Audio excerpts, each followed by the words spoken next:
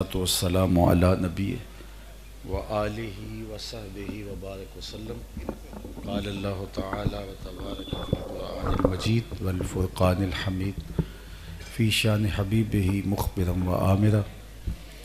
ان اللہ و ملائکتہ یصلون علی النبی یا ایہا الذین آمنوا صلوا علیہ وسلموا تسلیما. اللہم صلی علی سیدنا و مولانا محمد معدن الجود والکرم و آلہ و صحبہ وسلم. حمد و صلات کے بعد معزز محتشم سامعین و حاضرین، السلام علیکم ورحمۃ اللہ وبرکاتہ. محبت رسول کے خوبصورت عنوان کے ساتھ معنون ہو کر آج کی یہ خوبصورت محفل نور انعقاد پذیر ہے. بارگاہ رب العزت میں دعا ہے کہ آپ کی میری حاضری کا ایک ایک لمحہ قبول فرمایا جائے. میں اور آپ اپنے آقا و مولا حضور ختم المرتبت صلی اللہ علیہ وآلہ وسلم سے محبت کرتے ہیں، اور یہ محبت ہمارے ایمان کا حصہ ہے. اس شخص کو ایمان کی حلاوت، ایمان کا ذائقہ اور ایمان کی کیفیت نصیب نہیں ہو سکتی جو ہر شے سے زیادہ، حتیٰ کہ اپنی جان سے زیادہ حضور علیہ السلام سے محبت نہ کرے. اور یہ کوئی ہمارا اختیاری امر نہیں ہے کہ ہم چاہیں تو کر لیں چاہیں تو نہ کریں. یہ اللہ کا حکم ہے، یہ حضور علیہ السلام کا فرمان ہے، شریعت کا تقاضا ہے، اور ہماری زندگی کا بہت بڑا سرمایہ اور قیمتی اثاثہ ہے. اور ان سے صرف ہم ہی محبت نہیں کرتے، کائنات کی ہر شے حضور سے محبت کرتی ہے. درخت، حشرات الارض، چوپائے، جانور، حتیٰ کہ سینے میں دل رکھنے والا انسان تو انسان رہا، حضور سے تو پتھر بھی پیار کرتے.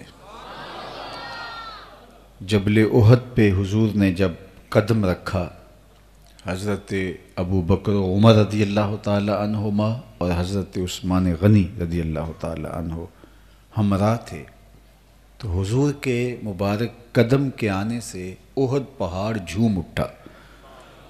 تو اللہ کے محبوب علیہ السلام نے مخاطبت کرتے ہوئے فرمایا کہ اثبت احد فإنما علیک نبی و صدیق و شہیدان. ٹھہر جاؤ، تمہارے اوپر اللہ کا ایک نبی ہے، ایک صدیق ہے اور 2 شہید ہیں. غزوہ تبوک سے جب واپس آئے تو حضور کی نظر جبل احد پہ پڑی، تو برجستہ حضور کی زبان سے کچھ جملے جاری ہوئے. آج آپ مدینہ شریف جائیں تو مسجد نبوی سے احد پہاڑ کی جانب جائیں تو جہاں اس کا آغاز ہوتا ہے وہاں کی بلدیہ کی جانب سے جلی حروف میں وہ لفظ لکھے ہوئے ہیں جو آقا کریم کی زبان سے جاری ہوئے. احد پہاڑ کو دیکھا تو برجستہ کہا احد جبل یحبنا و نحبہ. احد ایسا پہاڑ ہے جو ہم سے پیار کرتا ہے، ہم اس سے پیار کرتے ہیں. مجھے بتاؤ کوئی پتھروں سے بھی پیار کرتا ہے اور پتھر کسی سے پیار کرتے ہیں؟ اللہ اکبر. لیکن یہ پہاڑ ہو کے حضور سے پیار کرتا ہے. آؤ تمہیں پیار کی ایک دل آویز کہانی سناتا ہوں. امام بخاری نے اپنی صحیح میں اور باقی ائمہ نے، محدثین نے اپنی اپنی اسناد کے ساتھ بیان کیا. امام سمہودی علیہ رحمہ نے تو بڑی تفصیلات لکھی کہ حضور خطبہ دینے کے لیے ممبر پہ تشریف فرما ہوئے تو ایک جانب سے رونے کی آواز آنے لگی. ابھی خطبے کا آغاز نہیں ہوا تھا، حضور ابھی جلوہ افروز ہی ہوئے تھے کہ کوئی رونے والا رونے لگا، اور روتا اس درد سے ہے کہ سینوں میں دل دہلتے ہیں. کناقۃ الخلوج، جس طرح اونٹنی کا بچہ گم ہو جائے اور وہ چیختی ہے، اس طرح رو رہا ہے۔ صحابہ نے دائیں بائیں پلٹ کے دیکھا لیکن رونے والا دکھائی نہیں دیتا۔ اس کی چیخوں سے، اس کی آہ و بقا سے، اس کی سسکیوں سے مسجد نبوی گونج اٹھی، اور حیرت کی بات یہ ہے کہ رونے والا دکھائی بھی نہیں دے رہا۔ فنزل النبی صلی اللہ علیہ وآلہ وسلم عن المنبر، حضور منبر چھوڑ کر کے نیچے تشریف لائے اور ایک سمت چل دیے۔ کھجور کا ایک خشک تنا تھا، اس تنے ہنانا، آج پہلی بار حضور اس کو چھوڑ کے منبر پہ بیٹھے تھے۔ پہلے جب خطبہ ارشاد فرماتے تو اس کے ساتھ حضور ٹیک لگاتے، تو منبر جب بن گیا تو لوگوں نے اس کو اٹھا کے ایک طرف رکھ دیا اور حضور کے لیے منبر بچھا دیا۔ جو ہی حضور منبر پہ بیٹھے وہ جدائی کا صدمہ گوارا نہیں کر پایا، اور ایسے روتا ہے جس طرح بچے روتے ہیں، ایسے روتا ہے جس طرح اونٹنی کا بچہ گم ہو گیا ہو اور وہ اونٹنی روتی ہے۔ اللہ اکبر، لگتا ہے اس کا کلیجہ پھٹ جائے گا۔ حضور قریب گئے اور جا کے اس خشک کھجور کے تنے کو اپنی آغوش میں سمیٹ لیا۔ جس طرح بچھڑا ہوا بچہ ماں کی آغوش میں آ جائے تو اس کی گھگھی بن جاتی ہے اور وہ ہچکیاں لینے لگ جاتا ہے، تو اس کی ہچکیوں کی آواز آنے لگی۔ آقا کریم اس پر شفقت کا ہاتھ پھیرتے رہے، اس کی ہچکیاں سسکیوں میں بدل گئیں، پھر بتدریج اس کی آواز کم ہوتی رہی۔ اللہ اکبر، صحاح ستہ میں روایت ہے، باقی کتب حدیث میں روایت ہے، آہستہ آہستہ آہستہ وہ خاموش ہو گیا۔ حضور دوبارہ منبر پہ آئے تو صحابہ کی آنکھوں میں سوال چمک رہے تھے کہ ایسا بھی کبھی ہوا ہے کہ خشک تنے روئے ہوں؟ تو آقا کریم علیہ السلام نے صحابہ کی آنکھوں میں سوال پڑھے اور فرمایا، لو لم افعل ہاکذا لحن الی یوم القیامہ۔ صحابہ سن لو، اگر میں منبر سے اتر کے اپنے عاشق زار کو یوں تسلی نہ دیتا یہ قیامت تک روتا رہتا۔ اللہ اکبر، خشک تنے بھی حضور کی یاد میں تڑپ رہے ہیں۔ میں اور آپ تو سینے میں دل رکھتے ہیں۔ حضرت یعلا بن مرہ رضی اللہ تعالیٰ عنہ فرماتے ہیں، ایک سفر میں ہم حضور کے ہمراہ تھے، دوپہر کا وقت آیا تو آقا کریم علیہ السلام ایک درخت کے نیچے استراحت فرمانے کے لیے، قیلولہ کرنے کے لیے لیٹ گئے۔ میں تلوار لے کر حضور کے پہرے کے لیے کھڑا ہو گیا۔ میں نے ایک عجیب منظر دیکھا کہ دور صحرا میں ایک درخت ہے، وہ ہلنے لگا۔ کوئی تیز آندھی نہیں تھی، کوئی طوفان نہیں تھا، معمول کی ہوا تھی، لیکن وہ ہلنے لگا، پھر جڑوں سمیت اکھڑا اور اپنے آپ کو گھسیٹتے گھسیٹتے میرے برابر آ کے کھڑا نہیں ہو جاتا، اور کافی دیر جھومتا رہا اور حضور استراحت فرما رہے ہیں۔ پھر اپنی جگہ سے دوبارہ اپنے آپ کو گھسیٹتے ہوئے جہاں سے اکھڑا تھا وہاں جا کے نصب ہو گیا۔ میرے لیے حیرت کی بات تھی، کبھی ایسا ہوا ہے کہ درخت خود بخود اکھڑا ہو اور شاخوں کے بل، جڑوں کے بل چلتا ہوا کہیں چلا گیا، پھر واپس جا کے وہیں اسی گڑھے کے اندر نصب ہو گیا ہو؟ اب میرے پاس کوئی تھا نہیں جس سے میں بات کرتا، حضور استراحت فرما رہے تھے۔ خیر، حضور بیدار ہوئے تو فرماتے ہیں میں نے سلام عرض کرنے کے بعد پہلی بات جو حضور سے کی وہ یہی تھی۔ میں نے کہا حضور وہ جو سامنے درخت ہے تھوڑی دیر قبل یہ اپنی جگہ سے ہلا اور اکھڑ کے یہاں آیا، یہاں کھڑا رہا، جھومتا رہا، پھر واپس چلا گیا۔ آقا کریم نے کسی حیرت کا اظہار نہیں کیا، مجھے سناؤ کیا کہانی ہوئی، کوئی تیز آندھی تھی، کوئی طوفان آیا؟ بلکہ حضور نے مسکرا کے کہا، ھذہ شجرۃ استاذنت ربھا، یہ ایک درخت ہے جس نے رب سے اجازت مانگی تھی، مالک تیرا محبوب بڑا نیڑے آیا ہے، سلام کر رہا ہوں۔ فَأَذِنَ لَهَا، تو رب نے اس کو اجازت دے دی تھی، یہ مجھے سلام کرنے کے لیے آیا۔ اللہ اکبر، درختوں کے کلیجے بھی حضور کے لیے تڑپ رہے ہیں۔ حضرت سیدنا علی المرتضیٰ رضی اللہ تعالیٰ عنہ فرماتے ہیں کہ میں اس پتھر کو آج بھی جانتا ہوں جو بعثت سے قبل حضور کو سلام پیش کرتا تھا۔ تو اب دیکھو، درخت سلام کریں، پتھر سلامیاں پیش کریں، احد پہاڑ کا کلیجہ حضور کی یاد میں تڑپے، اور میں اور آپ تو سینے میں دل رکھتے ہیں۔ حضرت محمد بن سیرین جلیل القدر تابعی گزرے ہیں، جب وہ یہ حدیث بیان کرتے تو بچوں کی طرح بلک بلک کے روتے کہتے ایک درخت کے سینے کے اندر حضور کا اتنا پیار، اور ہم تو سینے کے اندر درد رکھنے والا دل رکھتے ہیں، تو ہمیں حضور سے کتنی محبت ہونی چاہیے۔ اللہ اکبر! کائنات میں کسی نے کسی سے اتنا پیار نہیں کیا ہوگا جتنا صحابہ نے حضور سے پیار کیا ہے۔ آپ نے محبت کی لوک داستانیں بھی سنی ہوں گی، لوگ اپنے محبوبوں کے لیے مجنوں بنے رہے، رانجھے بنے رہے، لیکن کبھی آپ نے نہیں سنا ہوگا کسی محب نے محبوب کا لعاب بھی چاٹا ہو۔ لیکن حضور لعاب پھینکتے ہیں، کسی کے ہاتھوں پہ گرتا ہے۔ حضور وضو کرتے ہیں، وہ پانی زمین پہ نہیں گرنے پاتا، کسی کے ہاتھوں پہ گرتا ہے، اور پھر وہ ان گیلے ہاتھوں کو لے کے اپنے چہروں پہ مل لیتے ہیں، اور جنہیں وہ پانی میسر نہیں آتا وہ ان گیلے ہاتھوں سے ہاتھ رگڑ کے اپنے چہروں پہ مل لیتے ہیں۔ حافظ شیرازی نے کہا تھا اپنے محبوب سے مخاطبت کرتے ہوئے کہ جتنا بڑا میں عاشق ہوں زمانے میں ایسا کوئی عاشق نہیں ہوگا، اور پھر کہا اس لیے کہ تیرے جیسا سونا بھی تو کوئی نہیں۔ عشق کے اندر جو زور ہوتا ہے وہ حسن کی فراوانی سے ہوتا ہے، جتنا حسن فراواں ہو اتنا عشق زور آور ہوتا ہے۔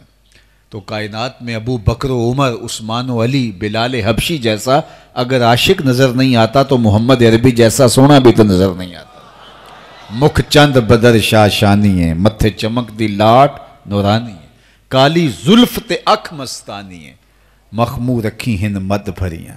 اللہ اکبر! حضرت صوبان صحابی ہیں حضور کے، حضور کی خدمت میں تشریف لائے تو ان کا عجیب سا رنگ تھا، تو فرمایا کہ صوبان کیا ہوا ہے؟ عرض کی حضور مجھے کوئی بیماری نہیں ہے، مجھے کوئی اور پریشانی نہیں ہے، ایک فکر نے میری یہ حالت کر دی ہے جو آپ کے سامنے ہے۔ فرمایا کیا ہوا تمہیں؟ عرض کی حضور ایک غم نے مجھے نڈھال کر رکھا ہے، وہ یہ کہ میں یہ سوچتا ہوں کہ جنت میں چلا بھی گیا تو میں تو کسی نچلے درجے میں ہوں گا اور آپ نبیوں کے ساتھ اوپر والے درجوں میں ہوں گے، تو آج تو جب دل اداس ہوتا ہے آپ کو دیکھ لیتے ہیں تو وہاں کیسے زیارت ہوگی؟ تو اس غم نے میرا یہ حال کر رکھا ہے۔ اللہ اکبر! اور ایک صحابی حاضر خدمت ہوتا ہے اور عرض کرتا ہے کہ متسع یا رسول اللہ صلی اللہ علیہ وسلم، حضور قیامت کب آئے گی؟ تو آقا کریم فرماتے ہیں ما عادت لہا، تو نے قیامت کے لیے تیاری کیا کر رکھی ہے؟ اس نے کہا کثرت صوم و صلات کی بات نہیں کرتا، میں اللہ اور اس کے رسول سے پیار کرتا ہوں۔ تو آقا کریم نے فرمایا المرء مع من احب، آدمی اس کے ساتھ ہوگا جس کے ساتھ وہ محبت کرتا ہے۔ حضرت انس بن مالک رضی اللہ تعالیٰ عنہ فرماتے ہیں ایمان لانے کے بعد زندگی میں سب سے زیادہ خوشی ہم صحابہ کو اگر ملی تھی تو اس جملے سے ملی تھی، اس لیے کہ ہم حضور سے پیار کرتے ہیں، ابو بکر و عمر سے پیار کرتے ہیں، تو اس سے ہمیں تسلی ہوگی کل قیامت کے دن بھی ان کے ساتھ ہی ہوں گے۔ تو صحابہ کی زندگیاں دیکھ لیں، بعد میں آنے والے لوگوں کی زندگیاں دیکھ لیں، حضور کے پیار کی دل آویز کہانیاں۔ تو محبت رسول تو ہمارے دلوں پہ لکھی ہے، ہمارے سینوں پہ لکھی ہے، لیکن میں آپ سے یہ عرض کرنا چاہتا ہوں کہ ہمیں دعویٰ محبت تو ہے، اس میں تو کوئی شک نہیں، اور ہم میں سے ہر کوئی حضور سے محبت کرتا ہے، کم یا زیادہ ہر شخص کی اپنی کیفیت ہے، لیکن ایک گناہگار سے گناہگار شخص بھی حضور سے محبت کرتا ہے۔ ایک بظاہر جبہ و دستار کے اندر اور عالمانہ وضاقتہ کے اندر ایک شخص ہو وہ تو پیار کرتا ہی کرتا ہے، لیکن جنہیں زمانہ سمجھتا ہے کہ یہ تو دنیا دار ہے، تو یہ اگر منظر دیکھنا ہو تو غازی علم الدین کی کہانی دیکھ لے، جو لوہار کی دکان پر بیٹھ کے ٹھک ٹھک کر رہا تھا، لیکن جب زمانے نے دیکھا تو عاشقوں کا امام نکلا۔ تو حضور سے محبت تو کم یا زیادہ ہم سب کرتے ہیں، اس میں کوئی شک نہیں ہے، اور اگر حضور کی محبت نہیں ہے تو پھر ہم کھڑے کہاں ہیں؟ شیخ مہدی الفاسی مطالع المسرات شرح دلائل الخیرات میں لکھتے ہیں حضور کا ذکر سن کر جس شخص کے کلیجے میں ٹھنڈ نہیں پڑتی اس کے سینے میں دھڑکنے والا دل کسی مومن کا دل ہی نہیں ہے۔ تو یہ تو طے ہے کہ ہم حضور علیہ السلام سے محبت کرتے ہیں، لیکن محبت صرف کثرت ذکر، اعلان محبت، نعرے لگانا، عقیدت کا اظہار کرنا، یہیں تک محدود نہیں رہنی چاہیے، محبت اپنے تقاضوں کے ساتھ ہماری روحوں میں اترنی چاہیے۔ اللہ کے محبوب علیہ السلام نے صحابہ کو دیکھا کہ حضور کے وضو کے پانی کو زمین پر گرنے نہیں دے رہے، تو فرمایا ما یحملکم علی ھذا، تمہیں اس بات پر کس نے ابھارا ہے کہ میرے وضو کے پانی کو تم زمین پر نہیں گرنے دے رہے؟ میں نے حکم تو نہیں دیا اس کا، لیکن تم اس کے باوجود میرے وضو کے پانی کو زمین پر نہیں گرنے دے رہے، تو یہ تم کیوں کر رہے ہو؟ حضور نے صحابہ سے ایک سوال کیا، تو انہوں نے کہا حب اللہ و رسولہ، اللہ اور اس کے رسول کی محبت نے ہمیں آمادہ کیا کہ آپ کے وضو کے پانی کو زمین پر نہ گرنے دیں۔ اللہ اکبر! محبت سکھائی نہیں جاتی، محبت خود بخود دل میں اتر جاتی ہے۔ اللہ اکبر! محبت کی نہیں جاتی، محبت ہو جاتی ہے، اور جب محبت ہو جائے، نس نس میں سمو جائے، تو پھر جدھر دیکھو جلوے محبوب کے دکھائی دیتے۔ تو یہ پڑھانا نہیں پڑتا، پانی ہڑا نو لوڑ کی راہ براں دی، پہنچی آپ دریا سرکار یارا۔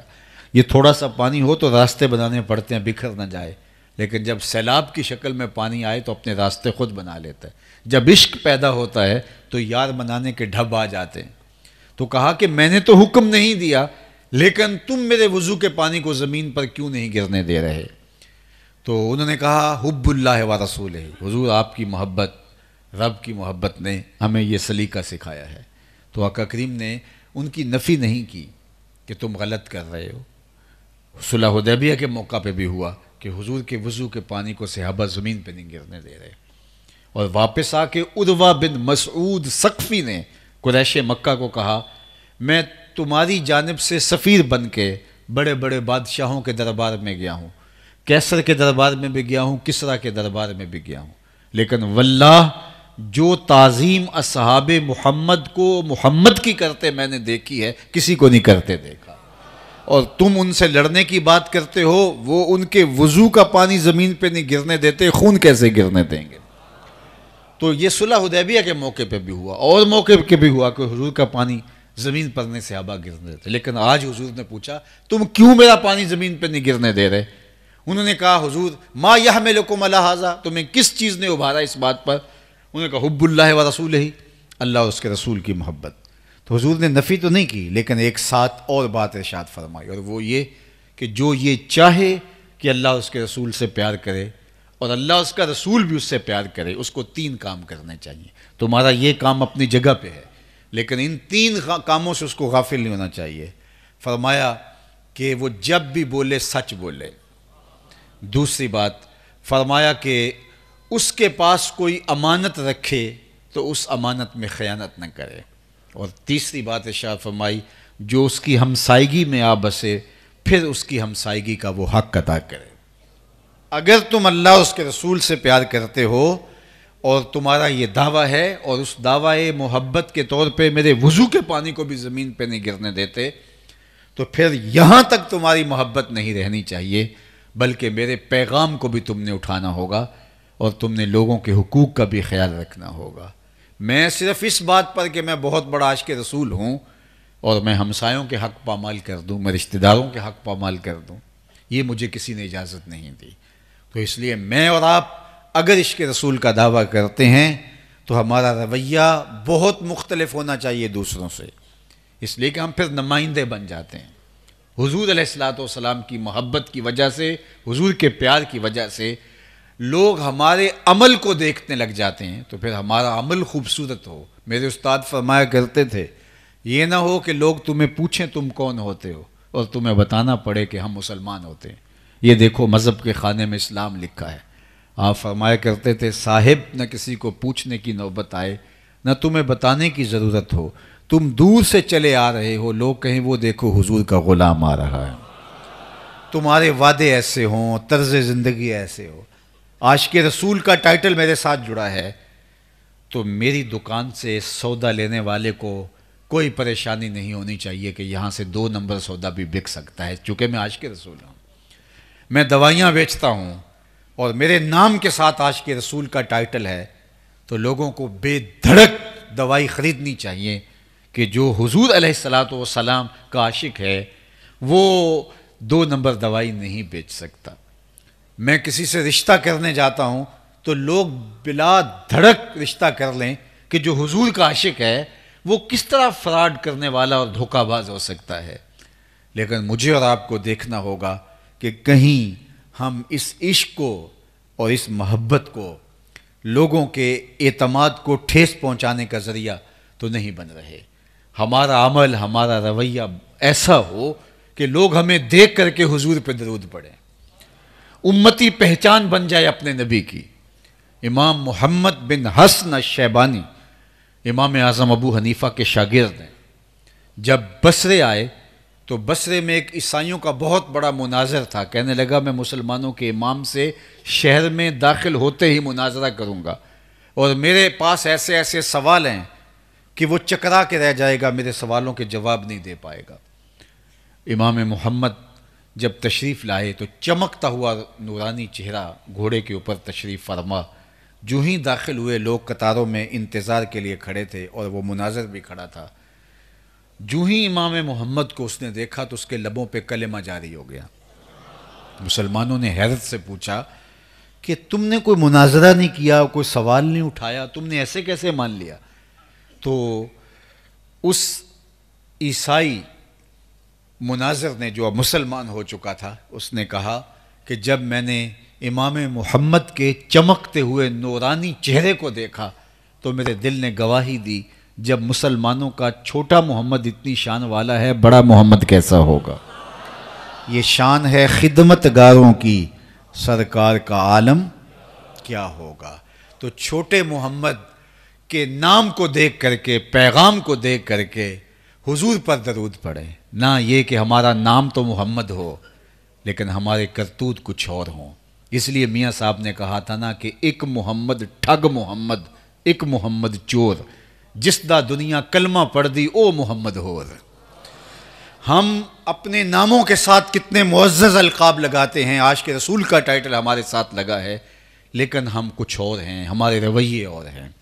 اس وقت جو ضرورت ہے، تقریریں بہت ہو چکی ہیں، واعظ بہت ہو چکے ہیں، مسجدیں گلی گلی موجود ہیں، مدارس بھی بہت بن چکے ہیں، کوئی بھی ٹی وی چینل کھولو تو وہاں اچھے سے اچھا خطیب بیٹھا ہوا ہے، سوشل میڈیا کے اوپر جو ہے وہ ایسے ایسے رنگ برنگے خطیب ہیں کہ کمال ہو گیا ہے۔ یہ تو بہت ہو گیا ہے، کتابوں کے انبار لگ گئے ہیں، لائبریریاں بھری پڑی ہیں، لیکن بات تو عمل کی ہے۔ بو علی سینا بہت بڑا فلسفی گزرا ہے، یہ شیخ شبلی کے پاس آنا جانا رکھتا تھا۔ تو ایک دن بو علی سینا نے شیخ شبلی کے خادم سے کہا کہ میرے جانے کے بعد آپ بات چھیڑنا اور شیخ شبلی میرے بارے میں کیا کہتے ہیں وہ مجھے بتانا، کہ میں چاہتا ہوں کہ میرے بارے حضرت کی رائے کیا ہے۔ کچھ وقت گزرا تو اس نے خط لکھا کہ میں حضرت سے بات کی اور کہا کہ حضرت وہ بو علی سینا آیا تھا، کیسا تھا؟ تو انہوں نے کہا خوب، بہت اچھا ہے۔ تو انہوں نے کہا یہ تو ایک رسمیہ جملہ ہے، پھر کبھی دوبارہ بات چیت۔ تو 2 ماہ 3 ماہ بعد پھر کوئی ایسا موقع ہوا تو کہا حضرت وہ بو علی سینا آیا یہاں، تو آپ کی اس کے بارے میں کیا رائے ہے؟ کہا خیر خوب، بہت اچھا ہے۔ تو اس نے پھر لکھا تو بو علی سینا کو جو ہے وہ تسلی نہ ہوئی، یہ تو ایک رسمیہ جملہ ہے، کوئی خاص بات تو اس میں ہے نہیں۔ پھر تیسری مرتبہ ایک دن بیٹھے تھے، کہا حضرت بو علی سینا آیا تھا، آپ اس کو کیسا جانتے ہیں؟ کہا خیر خوب است ولیکن معلم الاخلاق نہ دارت، بہت اچھا تھا لیکن معلم الاخلاق نہیں رکھتا۔ اب جب جملہ لکھا تو تن بدن میں آگ لگ گئی، فوراً آیا شیخ سے کہا حضرت میرے بارے میں آپ نے یہ کہا ہے اور میں نے اس موضوع پہ اتنی کتابیں لکھی ہیں، معلم الاخلاق پہ میں نے اتنی کتابیں لکھی ہیں اور آپ نے کہا معلم الاخلاق نہ دارد۔ تو حضرت شیخ شبلی ہنس پڑے، کہا میں نے یہ کب کہا ہے معلم الاخلاق نہ داند؟ میں نے کہا نہ دارد، میں نے یہ نہیں کہا کہ معلم الاخلاق رکھتا جانتا نہیں، میں نے کہا رکھتا نہیں ہے۔ تو آج ہمارا مسئلہ یہ ہے کہ ہمارے پاس خزانے ہیں علم کے لیکن عمل مفقود ہے ہمارے۔ دانستن کی دنیا میں تو ہم بہت آگے ہیں لیکن جو ہے وہ ہم داشتن کی دنیا میں بہت پیچھے ہیں۔ تو آج مجھے اور آپ کو عملاً اپنے آقا و مولا سے محبت کا اظہار اس طرح کرنا ہوگا کہ لوگ ہمیں دیکھ کے حضور پر درود پڑھیں، میں ابھی کل پرسوں یا کسی دن اپنے دوستوں سے بتا رہا تھا کہ بر صغیر پاک و ہند کے اندر یہاں کوئی پیغمبر نہیں آیا، اور صحابی کے آنے کے بارے میں بھی رائے جو ہے وہ معتبر نہیں ہے۔ 92 ہجری کے اندر محمد بن قاسم اور یہ کچھ لوگ آئے ہیں جو تابعین اور اس کے بعد کے دور کے ہیں، لیکن یہاں صوفیہ آئے اور عرب تاجر آئے، اور وہ سودا بیچنے آئے عرب تاجر، لیکن سودا بیچتے بیچتے ایمان کا سودا بھی دے گئے۔ ان کا کردار اچھا تھا، اور آج پاکستان میں، انڈیا میں اور بنگلہ دیش میں، یہ اس خطے کے اندر تقریباً جو ہے وہ 60-70 کروڑ مسلمان ہیں۔ دنیا کی 1 ارب 60-70 لاکھ آبادی میں 60-70 کروڑ صرف اس خطے میں مسلمان بستے ہیں، اور یہاں جہاں کوئی پیغمبر نہیں آیا، نبی نہیں آیا، رسول نہیں آیا، یہاں کوئی صحابی نہیں آیا۔ عرب تاجر آئے، چند صوفیہ آئے، اور انہوں نے آ کر کے ہمیں سمجھایا، ہمارے آباء و اجداد مسلمان ہو گئے۔ میں نے کہا ایک وقت تھا کہ چند تاجر آئے سودا بیچنے کے لیے اور ایمان بھی دے کے چلے گئے، اور آج یہاں سے، عرب سے، دیگر بلاد اسلامیہ سے، یورپ میں، امریکہ میں، دیگر ممالک کے اندر، ایک ملک کے اندر 4-4، 5-5، 6-6 لاکھ مسلمان جا کے بسے ہیں کاروبار کے لیے، رزق کمانے کے لیے۔ تو 100 آدمی آیا تو اس نے پورے بر صغیر کو بدل دیا، اور وہاں ایک ملک کے اندر لاکھوں ہیں۔ تو چاہیے تھا کہ وہ ابھی تک سارے کلمہ پڑھ چکے ہوتے، لیکن وہاں جب ہمارا جانا ہوتا ہے اور اپنے ان دوستوں سے ملتے ہیں تو وہ کہتے ہیں کہ جناب دعا کیجئے کہ ہماری اولادیں مسلمان رہ جائیں۔ ذرا فرق دیکھیے، وہ چند 100 آئے اور کروڑوں مسلمان ہو گئے، اور یہاں سے لاکھوں گئے، اور انہیں فکر ہے کہ جو اولادیں لے کے گئے ہیں وہ بھی ہاتھوں سے نہ نکل جائیں۔ تو پھر فرق کیا ہوا؟ میاں ہمارے گلے کے اندر جو ہے وہ تمغہ لگا ہوا ہو، اس کے اوپر اسلام لکھا ہو، اس سے فرق نہیں پڑتا۔ اسلام کردار کا نام ہے، اسلام خوبصورت رویوں کا نام ہے، اسلام طرز عمل کا نام ہے، اسلام مومن کے قلب کے نور کا نام ہے۔ اس لیے وہ لوگ مسلمان تھے، لہٰذا وہ جدھر سے گزرتے گئے نور پھیلتا گیا، اور ہم نے صرف گلے کے اندر جو ہے وہ تمغے سجائے ہوئے ہیں مسلمان ہونے کے، مومن ہونے کے، عاشق رسول ہونے کے۔ اس سے ان تمغوں کو دیکھ کر کوئی مسلمان نہیں ہوتا، ہمارے رویوں کو دیکھ کے، ہماری زندگی کو دیکھ کے لوگ اسلام قبول کریں گے۔ 1 ارب 70 کروڑ مسلمان اس دنیا کے اوپر بستے ہیں 7 ارب مسلمانوں میں سے، تو گویا ہر چوتھا تیسرا شخص مسلمان ہے۔ صرف یہ لوگ مسلمان ہو جائیں، یہ مسلمان ہو جائیں، تو نتیجہ کیا ہوگا؟ چند سالوں کے اندر پوری دنیا مسلمان ہو جائے گی۔ لیکن ہم مسلمان ہونے کے لیے تیار نہیں ہیں، تو دوسرے لوگ مسلمان کیوں ہوں؟ وہ ایک کہانی، لطیفہ ہی بنا ہوا ہے نا، کسی نے پکڑ لیا کسی کو اور اس کو کہا کلمہ پڑھو، تو اوپر اس کے جو ہے وہ رکھ لیا خنجر۔ تو جب وہ مجبور ہو گیا، اس نے کہا کہ یہ تو لالا مجھے مار ڈالے گا، تو اس نے کہا اچھا پڑھاؤ، کہا کہ خود ہی پڑھو۔ اس نے کہا کہ آپ پڑھائے ہوئے تو پڑھو، کہا مجھے نہیں آتا، خود ہی پڑھو۔ تو ہم پوری دنیا کو مسلمان کرنے نکلے ہیں، لیکن ہم خود مسلمان بھی تو ہوں۔ دل مسلمان ہے تیرا نہ میرا، تو بھی نمازی میں بھی نمازی۔ اقبال نے کہا تھا صفیں کج دل پریشاں سجدے بے ذوق، کہ جذب اندروں باقی نہیں، مسلمانوں میں خون باقی نہیں، محبت کا جنوں باقی نہیں۔ دل کج سجدے بے ذوق، دل پریشاں، اللہ اکبر، اور سجدہ بے ذوق کے جذب اندروں باقی نہیں۔ نماز و روزہ، حج، زکوٰۃ سب تو ہیں باقی، مگر تو باقی نہیں۔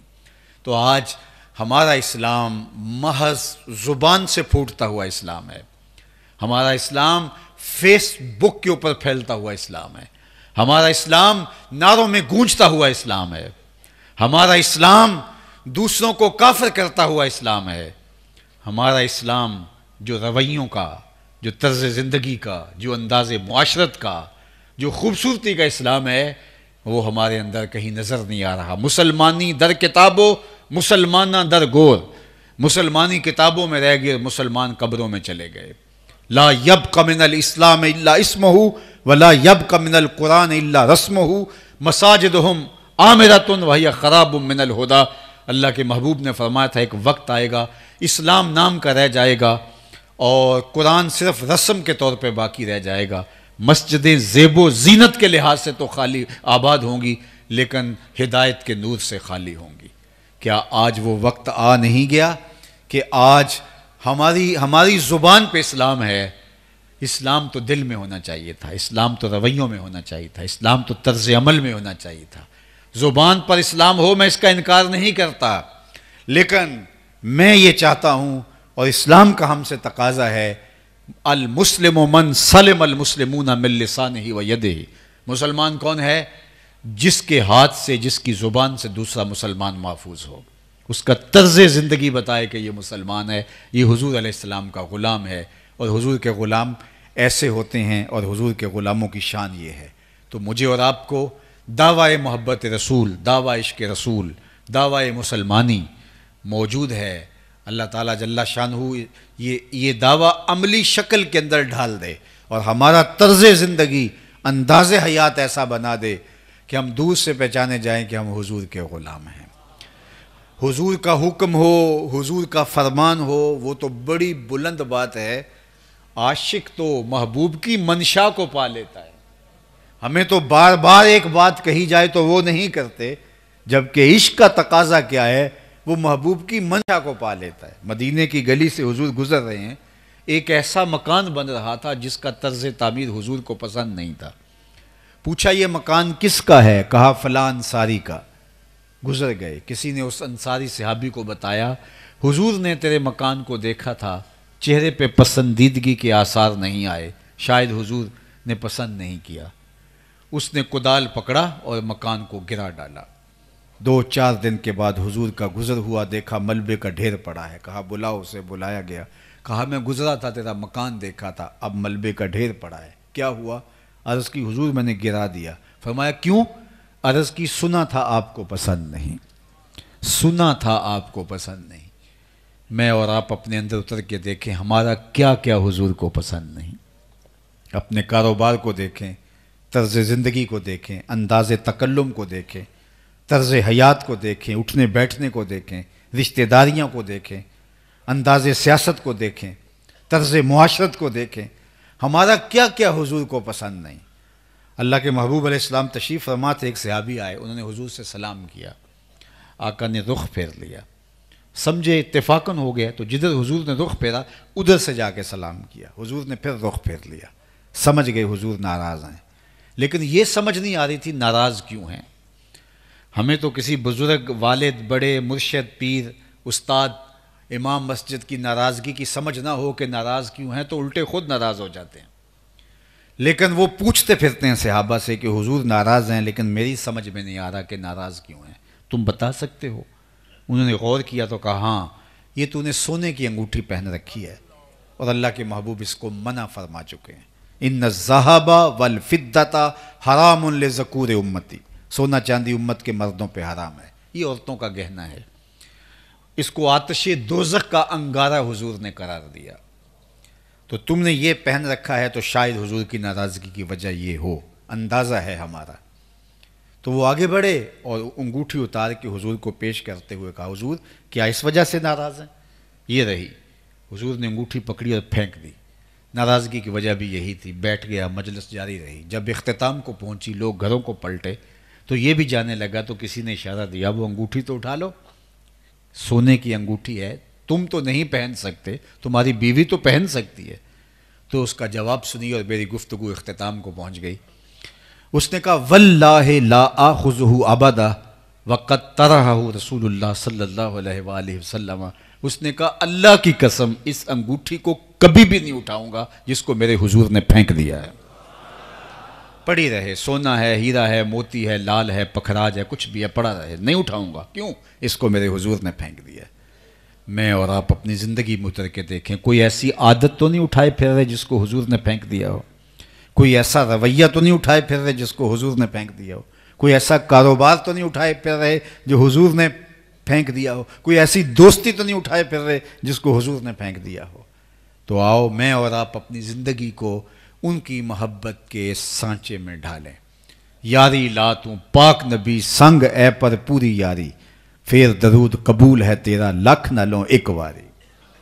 تو آئیے ان کی محبت کے سانچے میں ڈھل جائیں اور اپنے رویے سے بتائیں، ہماری پیشانیاں سجدوں سے آشنا ہو اور ہمارا دل اللہ کی معرفت کے نور سے پر ہو، حضور کے بتائے ہوئے طریق کے مطابق زندگی کی ایک ایک ساعت بسر ہو، ہمارا کاروبار بھی بتائے کہ ہم عاشق رسول ہیں، ہماری لوگوں سے تعلق داریاں بھی بتائیں کہ ہم عاشق رسول ہیں، ہمارا اٹھنا بیٹھنا، ہمارا انداز تکلم، ہمارا انداز معاشرت بتائے ہاں ہاں عاشق رسول ایسے ہوا کرتا ہے۔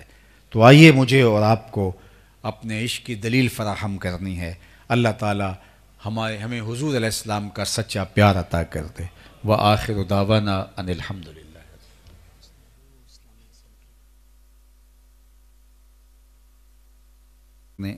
دعا کے بعد یہاں منٹھار روڈ پہ اسلامک سینٹر جو آپ کے شہر کے لیے قطع عرضی وقف کیا گیا ہے، وہاں سنگ بنیاد ہوگا۔ تو احباب اللہ ان کو جزائے خیر دے، حاجی بشیر صاحب اور حاجی خان محمد صاحب نے یہ قطع عرضی وقف کیا، اور یہاں انشاءاللہ ادارۃ المصطفیٰ انٹرنیشنل کے زیر اہتمام المصطفیٰ اسلامک سینٹر قائم ہوگا، اور آپ کے شہر کے بچوں کے لیے یہ ایک بہت بڑا مرکز ہوگا۔ اللہ آپ کو سب کو جزائے جزیل دے۔ الحمدللہ رب العالمین، والصلاۃ والسلام علی اشرف الانبیاء والمرسلین۔ اللہ اٹھے ہوئے ہاتھ کبھی خالی نہ موڑنا، اور پھیلی ہوئی جولیاں رحمتوں سے بھر دینا۔ بخت کی بہاریں نصیب ہوں، مقدر کی خزائیں رخصت فرما دی جائیں۔ المصطفیٰ اسلامک سینٹر کے لیے جو قطع عرضی وقف کیا گیا، اللہ واقفین کو اس کی برکتیں عطا فرما، اور اللہ جو اس کے لیے جد و جہد کر رہے ہیں، اس کی تعمیر میں جو ایک اینٹ سے بھی شامل ہوگا، سب کو جزائے جزیل عطا کر دے۔ وصلی اللہ تعالی علی النبی الامین۔